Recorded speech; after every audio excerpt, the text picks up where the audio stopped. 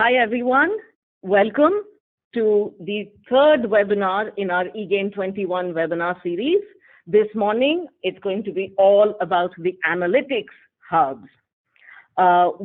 Before I get started with that, let me do a couple of quick logistical items.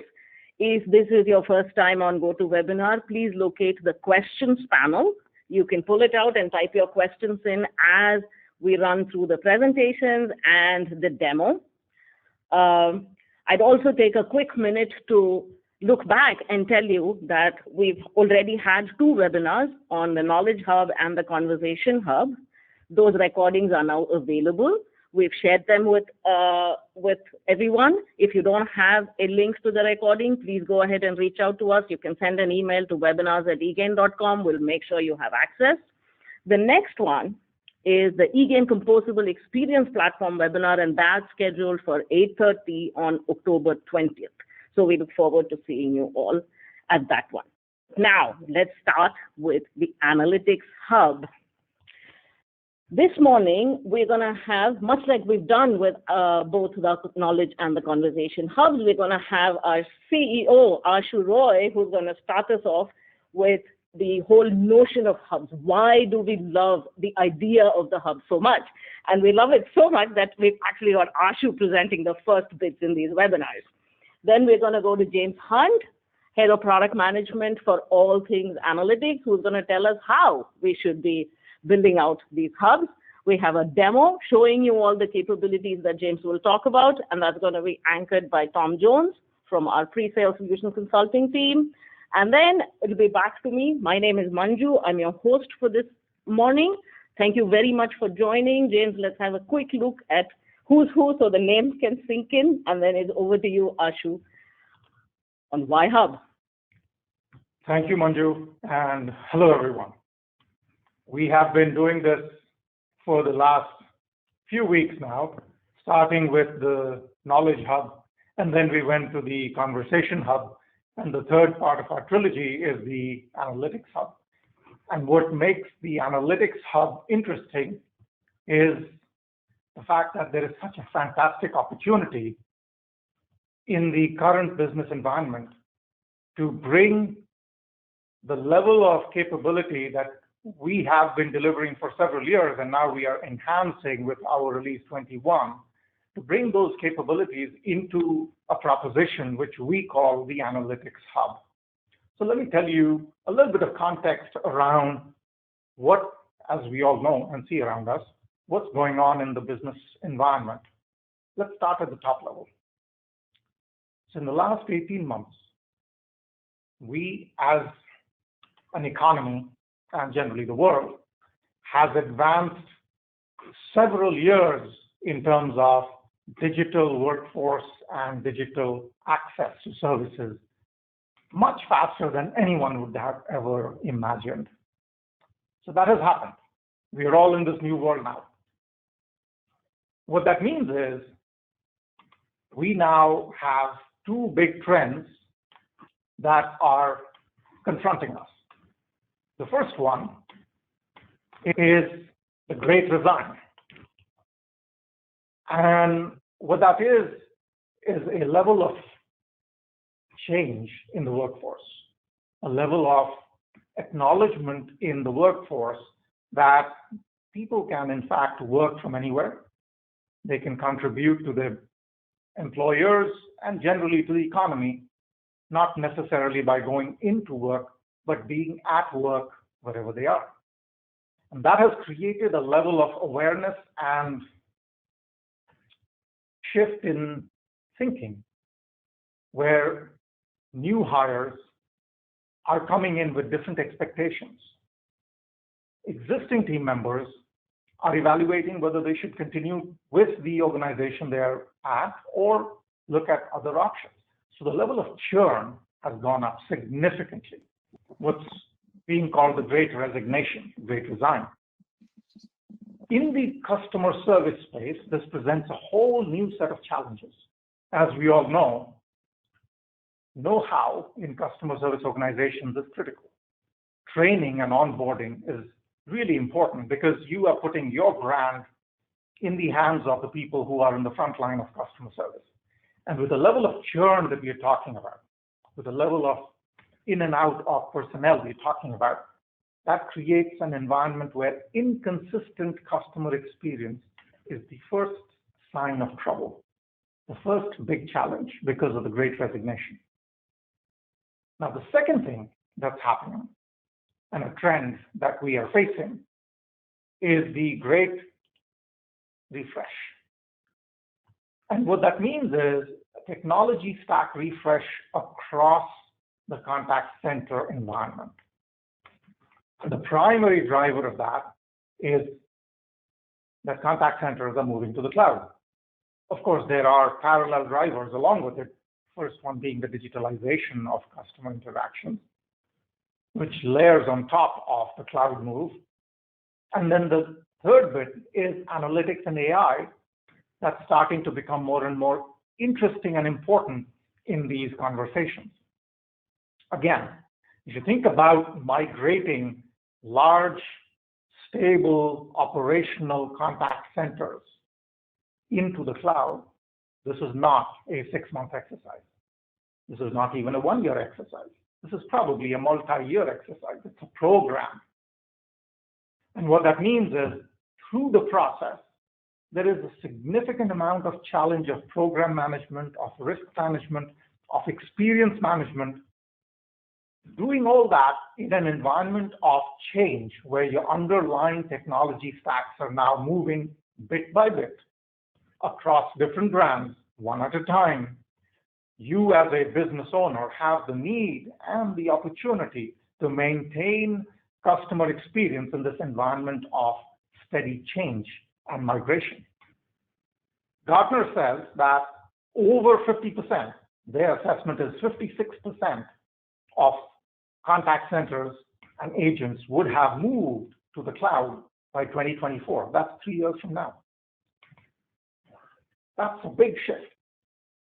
And that's, again, for large existing enterprise class customer service operations with multiple contact centers, multiple on-premise technology environments, taking all that technology and migrating it into the cloud is a risky and challenging exercise. And how do you do that with confidence, managing the risk, and doing it without compromising your customer and agent experience?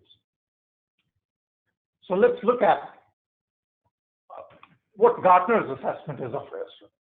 They believe that one of the big areas among the top 5 of increasing value for customer service operations is coming from analytics, and specifically digital analytics, because digital is one of the areas where there is a tremendous amount of content that can be processed and can be made sense of. Interestingly, voice is the new digital. As most of you know, most of us know, voice can be translated into digital with very high levels of accuracy now. So what used to be considered digital analytics is really the power of voice analytics. And so it's all about any channel, any touch point, analyzing that and creating value out of it. Again, what you want to think about when you're looking at customer service support, you are looking at how do you use the data that is being generated, the know-how of what is going on in your customer service interactions, across the interactions, across the journey of the customer, the type of sentiments that are being generated through those interactions, and the historical trends. All of those present tremendous opportunity to learn from, and all that is possible when you avoid this one big challenge that companies are struggling with. And that is, even as they are looking to drive more insight, more understanding of what their customers and agents are going through, even as they're doing that, most companies lack a common integrated analytic environment. Because you have silos of analytics, functional or tech stack specific or business brand specific, these silos and islands of analytics then create a big problem because you're not able to identify common patterns. You're not able to see the signals that come across by connecting all the data in one place. That is where the opportunity lies. We believe, and we are seeing this with some of our early clients, with R21 and the capabilities we have added, and James will take you through some of that, and then we'll show you in our demonstration, that an analytics hub can really bring all the data together across the touch points, across the platforms. And platforms are critical because, as I mentioned to you, as businesses are looking to move from the on-premise environment to the cloud environment, it's going to happen in stages. It's going to happen over a period of time. And because that transition is going to be a significant program and undertaking, it's critical for you to manage your customer experience and your agent experience through that process. And you can do it if you bring all the data together into one analytic hub. That also presents the opportunity which an analytic hub provides, is to do consistent dimensioning and KPIs across these channels. So some of these metrics may or may not make as much sense across different channels and touch points. But that's where there's an opportunity to do things which make sense across different touch points. For example, average handle time makes a ton of sense in a voice call, but it doesn't make as much sense in messaging.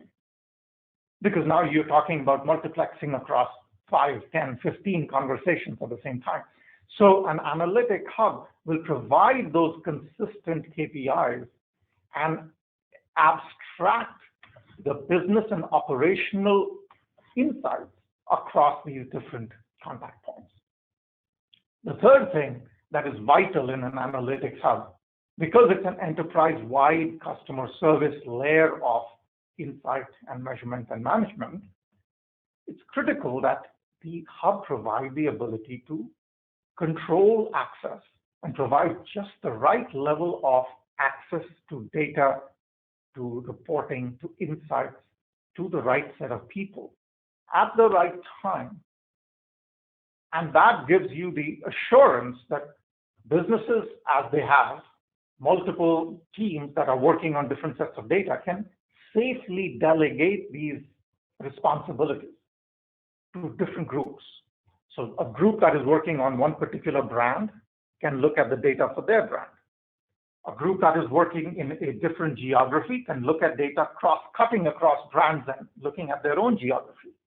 But every group can abstract out and look at the relevant set of data and insight. That enables easy data-driven decisions. That's a core capability inside an analytics hub. And the last bit, which is bringing tools to measure and manage so that you can actually do things, you can connect actions to the insights in place, in the moment. That's important because what we realize and see businesses doing more and more is that the experience optimization is not a once a month exercise. It's not once a week exercise. It's not even a once a day exercise. It's something that is triggered by variance that you observe in your analytics and analytic hub, and to be able to instantly, in a business-friendly way, in a secure, delegated way, make those changes in your operations to affect the experience.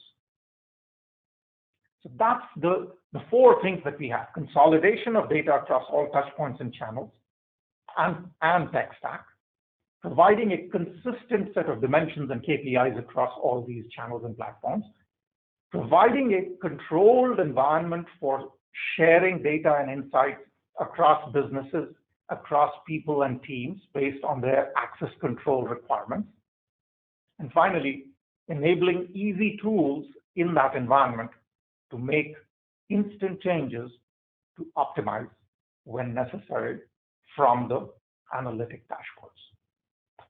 So, a word about who we are. We've been in business for over 20 years and very proud of the kind of customers we serve with our customer engagement solution set. Analytics, as I mentioned, is one of the three big hubs that we believe is critical to help you connect, solve, and optimize all your customer engagement. Our focus is on the largest of large businesses like yourselves across the key verticals which are in the serving directly consumer space, the B2C space. And these are customers who've been with us, some for several years and some who have recently joined our family of eGain clients. In many cases, we are serving clients up to 50, 60,000 agent and branch user population with our analytics. We have customers who are deployed across different time zones across the world with our analytics capability. And with the new hub that we'll be sharing with you, this business becomes an even more flexible and even better in terms of how we can bring together all that data and serve our clients well. So with that quick introduction and the why hub, let me hand it over to James Hunt, who will talk about how we hub and what that capability set is that we are so excited about. James? Thanks, Ashu. Okay, so I'll talk a little bit about some of the capabilities of the platform. And just to start off, here's a kind of an image that I think really brings along some of the capabilities that perhaps we don't talk up enough in some of these webinars we've done around analytics in the past. So we said here we have a single platform for both operational performance measurement, but also management. So if you look at the capabilities here, it's reporting and dashboards, tools for contact center management, tools for management of unified communications, tools to be able to manage your IVR, outbound campaigns, interfaces for routing platforms to be able to call in and leverage the capabilities of our analytics to do things like make decisions about how best to handle incoming inquiries, as well as interfaces for extending out and a customizable and flexible user interface so you can really fit the application not just to the general business needs, but to the needs of specific users within the enterprise. An important thing to note, so we've kind of talked about the mix of different platforms and vendors that we're increasingly seeing within our customer base and prospects and people we talk to in the industry. Our analytics platform is multi-vendor and multi-version. So organizations are in a constant state of change. They might be single vendor, but dealing with migrating from major version to major version. They might be exploring a mix of cloud and on-premise with their vendors. And as all that change goes on, as Ashley said earlier, that takes time. It's usually not an overnight thing. So to be able to have a consistent view of performance throughout that kind of transformation is really critical. And that's something that we've always made sure that we can deliver on. What that means is not just you can kind of have that consistent view throughout your transformation, but also post-transformation for all of the needs of compliance and the ability to look back, you kind of still retain that historical perspective, whilst also maintaining that kind of consistency and experience that you're used to going forward. If you've attended any of the webinars in this series, you've probably heard the BYO theme, bring your own theme, before. And here's how it fits into our analytics story. So here, the bring your own is on the left side, obviously your data. So obviously we cover all of the eGain product suite in terms of the things that we bring together, but also your contact center system. So on the blue side here, you can bring those together in your analytics hub to that consolidated view. But also on the right-hand side, what we have always done is provide a feed into downstream systems. So outside of the kind of customer contact operation, almost every major organization we encounter has some kind of broader data consolidation strategy where they consolidate not just their customer contact and interaction data, but other data sources from around the business as well. And it's critical that they're able to feed that with a kind of consolidated, consistent and clean stream of data from their customer contact operations. And that's a really critical point, because what we've seen time and time again is, large organizations, whether they're private sector or government, really struggle when it comes to kind of pulling all these disparate sources of customer interaction data in a way that's clean, consistent, and usable. So having a kind of consolidation layer across all of the contact points for that, trying to feed clean data into those systems is something that's really, really valued by our clients. I think that's we're also increasingly seeing now. Obviously, we have very flexible UI. Many ways you can visualize and present the data within our application, and that's typically how the majority of people consume it. But more and more, we're seeing teams of analysts wanting to consume this data in their own enterprise BI tools like Power BI and Tableau. So increasingly extracting that clean, already pre-transformed data and leveraging it in their kind of BI visualization tool of choice. And the third piece there is another common feed that we've provided is the actuals in terms of agent utilization and so on for downstream systems like workforce management to help with the planning.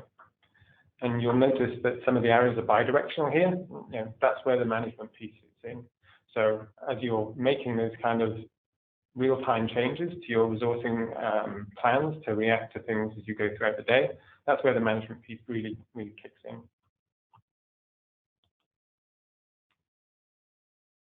So throughout the business, different users, different stakeholders have very different needs from their data, and it's important that we're able to serve that. So we've got this kind of consistent platform for aggregating, storing, and publishing this important, valuable data.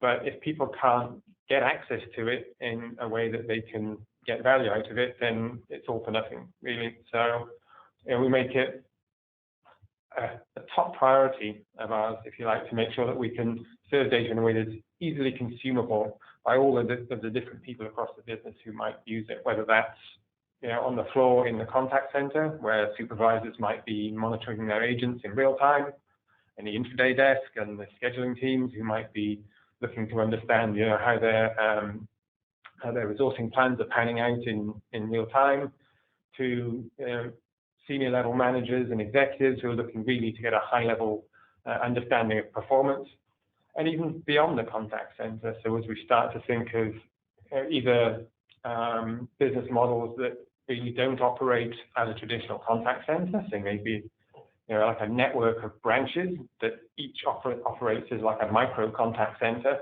but they still want to have a kind of understanding and measurement of their customer experience. Very typical. What's happening on the self-service side, whether that's people interacting with self-service and optimization through an IVR or through VA and chatbots, or maybe through web self-service and things like knowledge presented and content presented through the website. So all those different aspects of customer interactions and all those different levels of granularity and detail all brought together consistently in a single place. And because of the way that we can segregate access to not just functionality, but the information itself, you can push that information out to all of those stakeholders at any level and make sure that people have the right level of access, which is absolutely critical, as I'm sure you'll agree.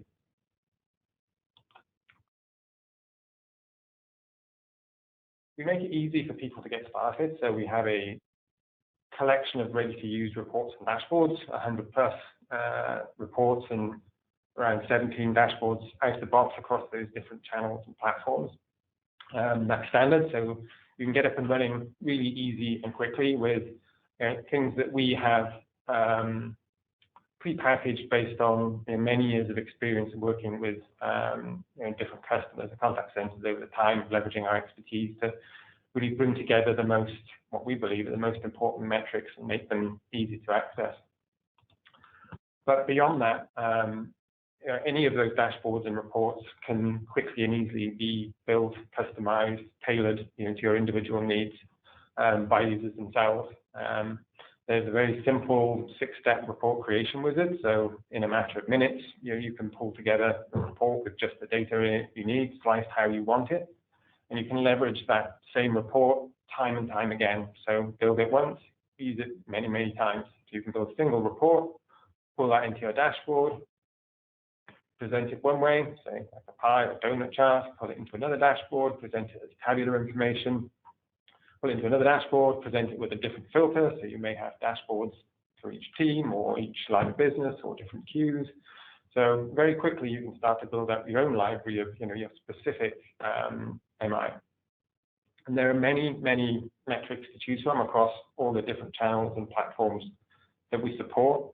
But the way that the report builder works is it's designed to make it intuitive and basically impossible to trip up. So once you kind of set off from that first level of picking the information you need, we kind of filter out the things that aren't relevant to you. So it's a very intuitive and business user-friendly process, and there's really no need for any kind of technical skills or anything like that. So it's simpler than, say, building a dashboard in one of the BI tools that I talked to earlier. It really is aimed at the kind of business user who wants to get up and running quickly and easily.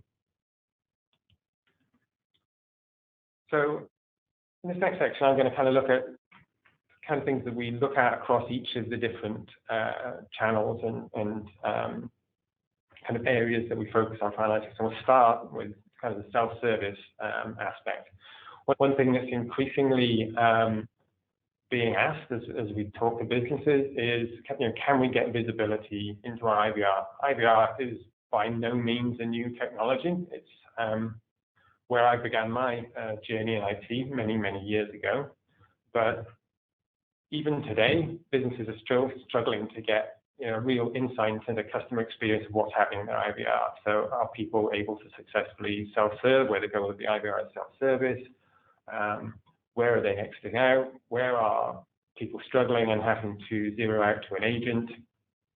Where are people dropping off without completing the task at hand? These kind of simple questions, still a real struggle for people to get access to in many situations, and that's something that we provide.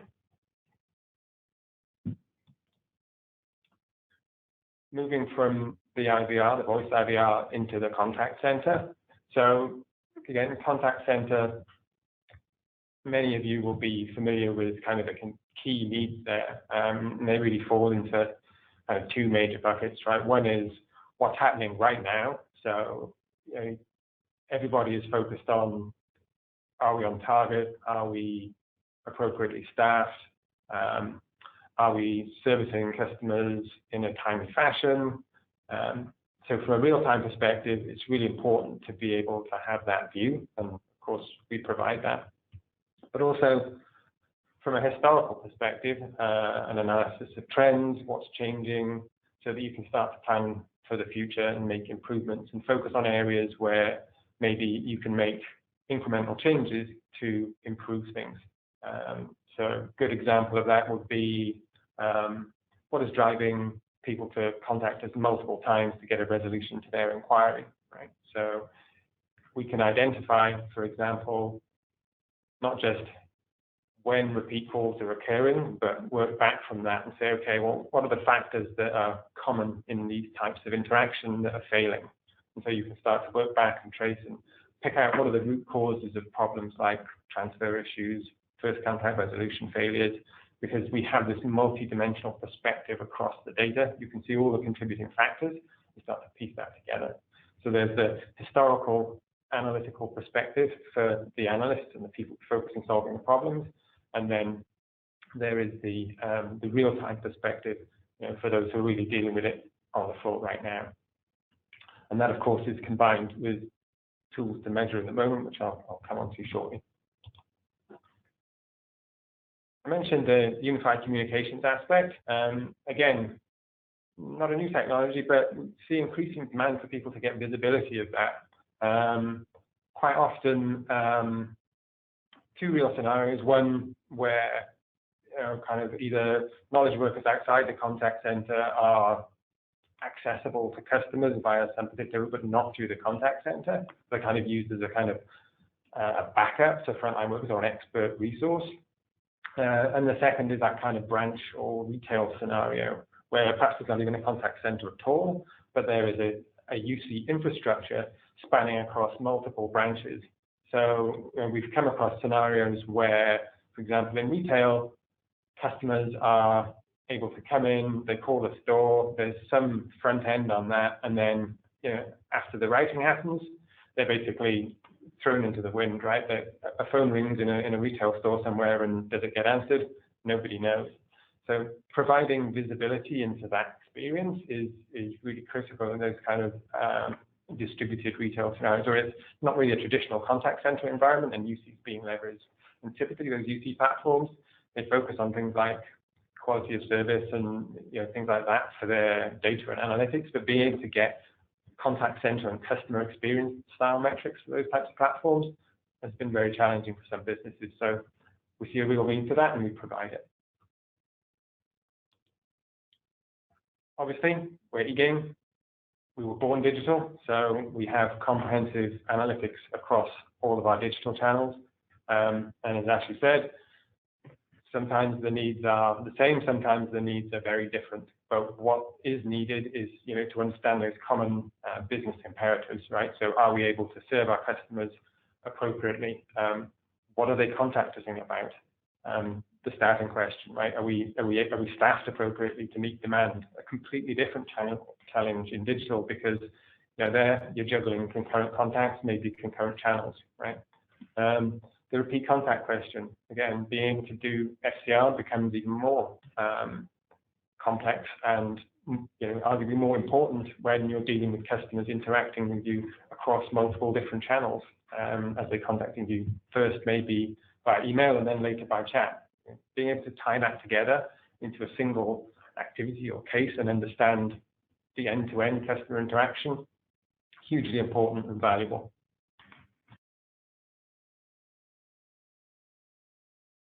And knowledge. So knowledge underpins everything. It's extremely important in being able to give accurate, consistent information. Certainly, as a side effect of the increased churn that we've seen in contact centers over the past 2 years, being able to onboard agents effectively and quickly and have them deliver consistent right answers is critical. So being able to leverage analytics to make sure that the knowledge base is functioning well is really important.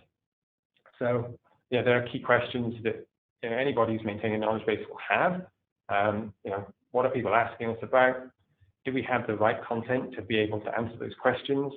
Is that content being used? When it is used, is it effective? So if we're adding or using knowledge in the context of a customer interaction, what was the outcome? Was that effective? Did the customer have to come back to get their inquiry resolved? So being able to attribute knowledge to the resolution of a customer contact allows us to get a perspective of first contact resolution, but also what content was used to resolve that inquiry.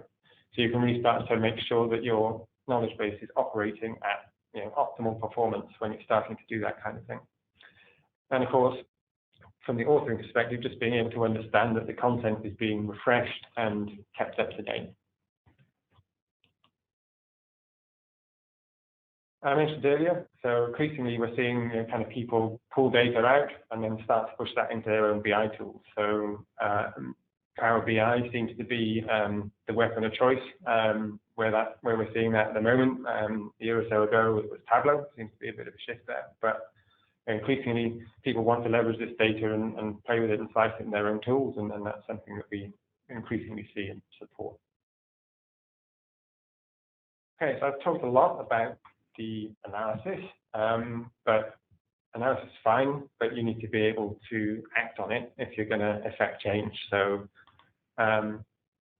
looking at the contact center piece, as I said in my first slide, we have a whole raft of capability there to support the key use cases, whether that's onboarding new agents and creating new agents, whether that's supervisors managing their own teams, so kind of changing their associated skills and assignments in real time during the day to balance demand. Either doing that at a team level or at a higher level. Quite often what we see is in the larger operations, there will be dedicated centralized teams whose sole focus is to kind of keep an eye on the overall service levels and performance and balance resources in real time accordingly, and increasingly plan for the future as well by kind of working out where their resources need to be in upcoming days and weeks. Managing the IVR as well, typically something that's not been delegated out to the business, but being able to allow parts of the business either to manage their own IVR or being able to allow ad hoc changes to things like IVR prompts, really valuable. And being able to make use of fluctuating demand by reassigning agents to outbound campaigns and stopping outbound campaigns to make use of downtime when the opportunity arises. So a whole raft of capabilities there around the contact center. I mentioned the kind of forward-looking aspect of that. So something that we've just finished work on and that we're really excited about is now we have the ability to orchestrate resource changes at scale with schedules. So the approach we've taken to do this is rather than have users pick a specific set of users and say, right, I'd like these users to be working on calls to my claims department on Tuesday. We've made it really dynamic and flexible. So you can build up essentially a dynamic search query so that matching resources will be associated to the right skills and call types on the schedule that you choose. And that can be a one-time shot, that can be a recurring thing, but the real value of the way that we've done that, and the thing I think I haven't seen anyone else do it quite this way, is because of that dynamic aspect, that query-based, search-based aspect, there is no need to kind of go back and keep maintaining these jobs and changing them. As resources match the pattern, they'll automatically fit in. And with the amount of churn that we're seeing in contact centers at the moment, that saves a lot of time. I mentioned the IVR and app management, and the schedule aspect comes into that as well. So we have the ability for you to schedule new prompts to come online and offline at certain dates and times, so that, and this is something we've seen many times using our customers down here. It's really valuable to be able to do because holiday dates don't always fall on the same day, right? And so you can basically fire and forget. You can set up your prompt changes for whatever the holiday date may be that year, set them all at one time, and don't have to worry about it again. So it really takes some of the pain and kind of last minute changes out of IVR management. And unified comms. So we have always had an element of this, but we've really kind of beefed that up recently. So if you're going to onboard an agent in a contact center, they're going to need a phone, right? And that means you're going to have to deal with the unified communication side of the house, usually to add that phone in. The changes driven by remote working and how we work these days recently have meant that it's less and less boilerplate for each agent in the contact center. So what we've done is create the ability not just to set a whole bunch of different attributes as you kind of set up the phone and the agent's phone settings, but also the ability for the IT side to set up templates. So you can still delegate that capability to users, but there's a greater richness there. Now you can have much more flexibility and capability to the user, but from the user's perspective, they're just picking a template. But from the IT's perspective, they get the chance to really kind of set up all the detail and all the little nuances that they need to set on the phone to make all the different working scenarios that they're having to deal with a possibility. Okay, so I think I've talked across all the different omnichannel data sources that we have, the self-service, the contact center, unified comms, and digital, and also the management capabilities that we have. Bring those two things together, and we believe we have a really powerful platform that helps you get the most out of your contact center platform and really drive the maximum ROI out of it. And so I think probably at this point, the best thing to do would be to see it in action and see some elements of that. So I'm going to hand over to Tom at this point, and Tom's going to take us through a short demo. Thank you, James. Thanks, Ashu. And while Tom gets set up, I do want to remind all of you that we have a questions panel. I've already seen a couple come through, but go ahead and type your questions in, and we have members from our product management team, Matthew Stainer and Dan Bruniger, on hand. We also have James, of course, and Arvind Gopal, who manages the conversation and knowledge side of things. So don't be shy about using the questions panel. Tom, all yours. There. Yeah. I think I got it. Sorry, guys, for the delay. Again, thanks for joining today. My name is Tom Jones. I'm a senior solution consultant with eGain. So I'm going to walk you through some of the things that James, had an overview about, but show you a little bit in action. And really, that it is to show you that, measuring and managing capability that's not only, for the contact center, it's beyond that as well. So as James went into that, not only can we present the data and allow you to do the full reporting and dashboard capability within it, but we can also extend that data out to third-party solutions. But what I figured I would do is I'd start off with your typical IVR effectiveness data. Now, this particular data might be, data that you normally see out of an IVR. From a volume perspective, this might be more for an IVR administrator that's wanting to understanding the usage of the IVR from, trends of how it is being used to, what is happening within the IVR. Now, that could include, looking at back-end interactions that are required, such as an authentication that might need to happen. And if that's failing, that might be a trigger to an IVR administrator that there might be a back office problem to look into. But another thing that we look at from an IVR perspective, where we can dig deep down into those journeys, is within the actual IVR applications themselves. When we look at our journey analytics through an IVR application, this is where we can use this intuitive dashboard to drag and drop different components that are in the application today. And in our example here, I want to see how many people go into the IVR main menu and end up actually chatting, doing a digital chat solution with an agent versus a phone call. This might be a typical situation where there are things that can be done in chat, or you might have an extended wait time that you want to see how you might be able to convert voice calls over into a digital activity. But if I look here, and let's say if I wanted to offer that functionality to my callers that call into order checks, let's say into my IVR, I might have offered them the ability to deflect out to an IVR or out of the IVR into an SMS or other messaging channel through our Conversations Hub.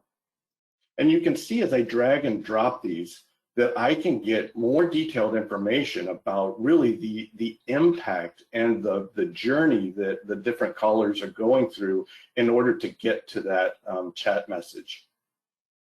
Here, I might also want to look at if I've deployed some type of automated messaging or a virtual assistant in that to understand the full impacts of my solution that I've put into place. Here, I will see that I've got a main menu that's taken in a number of calls. Out of those calls, so many have ordered checks. We offered them the ability to deflect out to an SMS capability and front-ended maybe that SMS with a virtual assistant to actually try to help them self-service in a digital environment. And then out of that, the ones that were not able to be self-serviced in that virtual assistant, went out to a chat agent. So this is a way that you can identify what is working, maybe what is not working, to be able to make enhancements as you need into the specific IVR application itself. Continuing on with the information really from the contact center itself is we look at more of a real-time view of in that contact center. And in this case here, we've connected into a Cisco UCCE environment where we're pulling real-time information for queues and agents. This might be more of a view for a supervisor or a manager or even a workforce manager. What we've done here is we've integrated into this dashboard our resource management capabilities that would allow a supervisor to look at a specific queue, click on that functionality, and within that resource management tab, I could come over here and identify that their service level is going down. I need to make some immediate changes. Maybe I want to add a few agents into that environment and save that. And then those changes are made instantly into that environment. But you can also do that from the agent standpoint. So if you are a supervisor looking at that specific agent and you might want to have them join a different queue or a skill group, you can do that in real time as well. And that's really that management piece along with the monitoring combined together. Another thing that James went through was our ability to look at multiple different data sources. When we look at our customers that are in multiple telephony environments, we have the ability to bring those into a single view from a contact center perspective into a dashboard.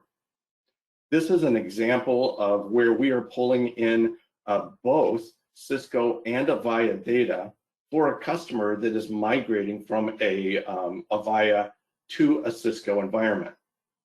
From the management perspective, they don't want to have to go to multiple different data sources to pull data, wondering if it's the same type of data. This actually helps you normalize that data, bring it into a single dashboard to see what those changes are happening, and your business stays continuous, right? No big changes needed there with a unified analytics platform. Another thing that James brought up was the ability to really extend that data out to external data sources. What I'm showing you now is that same dashboard that what we've done is we've exported that data and made that data and charts and graphs, the capabilities viewable within Power BI. But that could be a different data rendering or reporting tool of your choice, something like Power BI or Tableau. When we continue on, we're going to look at the unified communication capabilities. And those unified communication capabilities offer, what James had gone through was really the ability to see beyond the contact center. A lot of contact centers these days have agents with call center phones, but they might also have other extensions related to unified communications. Well, as we all know, that there's a little bit more that's happening outside of that contact center that is still relevant to contact center agents or back office. As well, James mentioned, there are some contact centers out there that are not your typical architecture. We're seeing more and more the diverse capabilities from an environment standpoint or organizational, how they're set up. It could be that they now have agents in retail or branch locations that are extended via unified communications. And this is where you can see more of their volume, what is going on from an internal, outbound, inbound perspective, as well as understanding what is happening to the calls that are being done at those different locations.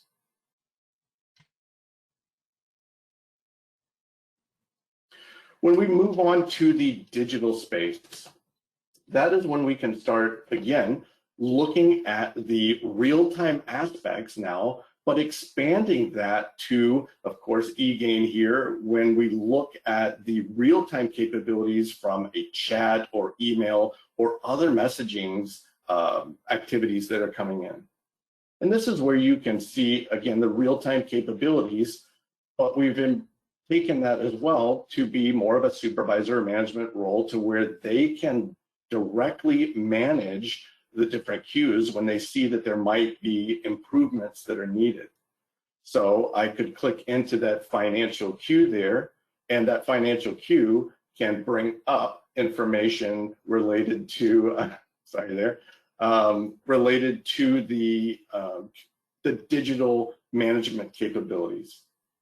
And there is where you can start making those changes real time in that environment to impact the changes from the digital perspective. So that does allow us to bring in data from multiple sources. Oh, sorry, guys. Another thing that we can do from a digital environment is look at that knowledge capability, right? The knowledge and how it is impacting the different channels. So once you do have a knowledge solution in place, being able to effectively manage that and monitor what is happening to that, is that knowledge being effectively used, and what is its impact on my, in this case here, my first call resolution. I can see where the channels are using that knowledge from maybe a digital standpoint, so chat, email, or phone calls that are happening, as well as the volume of what is being used.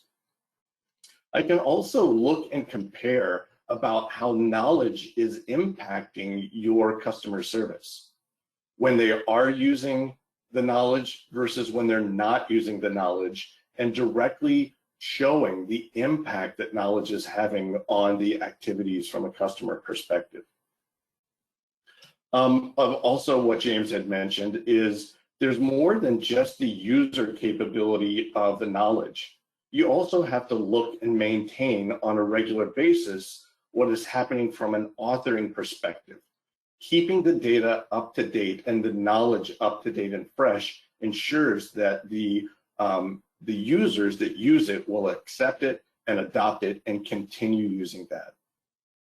You can also look into it further to see which exactly, which articles are being used the most, which have the most impact within a contact center. Other ways that we can kind of look at that first call resolution capability is through a reporting functionality. I've pulled up here more of just a report versus a dashboard, where you can see we can do things like have exports, billing thresholds, schedule these reports to be dispersed on a regular basis, and we can use those reports and thresholds to identify gaps that are happening within the contact center. I might look at this auto claims email queue and click into that to actually drill down into all of the agents that are associated with that specific queue. And I can take that data and now sort it and be able to identify, specifically which agents might need the most help as far as utilizing the knowledge, or they might have a low first call resolution. The last thing I want to show you is more on the conversational performance. So one of the things that James mentioned earlier was that there are, obviously the activities that get through to agents from a voice perspective. It could be messaging perspective, but there's also that component of automated messaging or automated conversations that are out there that are associated with knowledge that also need to be monitored and managed to make sure that they stay fresh and effective, and that they are being able to self-service your customers appropriately. This is an example of a conversational performance dashboard to where you can see which specific channels are utilizing the different conversations, such as a virtual assistant, and understanding the intents that we're getting from those. What are the things that those conversations are being used for the most? We can also tie this into other third-party survey capabilities to identify, is the customer experience a positive one, or is it overall a negative one, and do we need to make changes to that? And again, you can focus it into specific questions into that survey, as well as look at the intent capturing capability to identify if you need to make maybe additional changes to the intent recognition so it can have a more positive outcome when identifying those in a real live environment. That's what I had to show you today. Manju, I will kick it back off to you. Thanks, Tom. And James is going to present for me. Give me 1 second while I make him the presenter. But while we do that, I do want to encourage you to find your question panel. Now is the time. We're coming up on the question and answer session, but before that, I do have, as the host of this series, an offer to make all of you who've joined us this morning. If you were in previous webinars, you may have seen other variations of this offer, but in the context of analytics, here's what I want to say. Maybe you've been thinking about the need for this sort of analytics in your contact center or with your digital engagements. Maybe you're not sure how you want to get there. Maybe you started out down a path, but haven't really seen the results that you were hoping to see and would like to have a conversation with us about it. Or it could just be that you were convinced you knew where you were going, but didn't quite get there. In any of these cases, or if you haven't even really thought about it until this morning, but having seen the demo that Tom did a while back and all the capabilities that James walked through, you are keen to explore your options, send us an email. We're happy to have a conversation with you. We'll have, to any one of you who's interested, just send us an email at easy@egain.com, and we'll set up a 30-minute chat. Absolutely no commitment required. All you need is to say, hey, I'd like to talk to someone about the Analytics Hub. I have 30 minutes. When can we set it up? And that's it. We'll get back to you. We'll get you started. We can talk about where you are right now. We can talk about what we could do for you. Send us an email, easy@egain.com. And with that, let me now go to your questions. We did get one about whether we have an outline that walks us through what the 6-step report building process is. Yes, the answer is yes, I can take that question. We do have it well documented. We can get the user guide to you. James or Matthew, would you like to add to that? Yeah, I can answer that. It really is pretty simple. So once you're into the report builder, it will kind of lead you by the hand through it. But our best reporting document is called the Business Analyst Guide. And you can access that where you get your documentation. And that will take you through it in detail through each of the steps. But it is really straightforward and simple and easy to get your head around. Thank you, James. I have another question. I know you did demo using other visualization tools, but if we have one of our own, are we able to use that to pull data from your system and use our visualization? Yeah, there's a few ways that people do that. The simplest and easiest way to do that. So then people are been doing that with our platform for a long time. And you can just, Tom highlighted, just extract that data out in many different formats, pull it straight into something like Excel. Excel is your tool of choice. Use that, Power BI, Tableau, and then many of these tools have interfaces for extending into those data. And if you really want the whole nitty-gritty, you can actually get our low-level events and import those into your own data warehouse if you need to do that. Thank you, James. I do have a question about FCR. How do you calculate first call resolution? That's a good question, and it does come up quite a lot when we talk about FCR, and the reason it comes up a lot is because it's hard to do. The approach that we take, so that there are many perspectives on how you should do it. Some people ask the customer or ask the agent to report to the customer. Some people do sampling and surveys and things like that.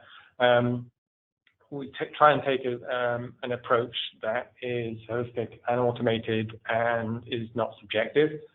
So what we do is when we're looking at omnichannel FCR, we're really looking into a case. So we collect all of the interactions across different channels, voice, email, SMS, whatever it might be, into a single case.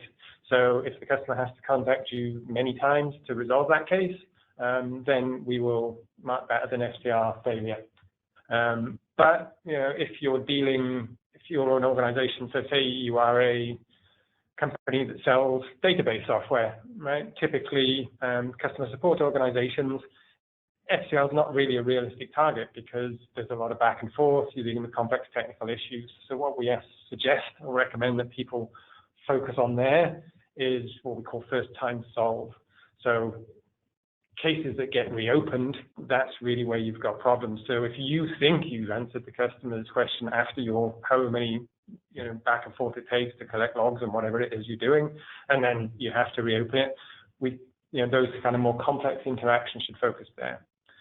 With the large voice platforms, it's slightly different. If we're just focusing on voice, then we look for things like repeat calls to the same call type or menu option from the same ANI or customer ID.